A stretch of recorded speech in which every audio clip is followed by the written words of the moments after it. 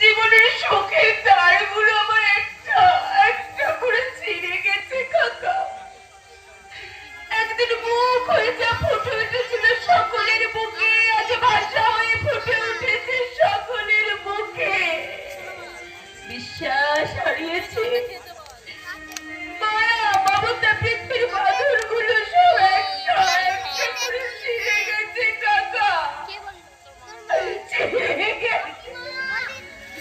মায়ার বাঁধনে আর আমাকে বাঁধিস দিবি মানে মার মতোই দেখতে।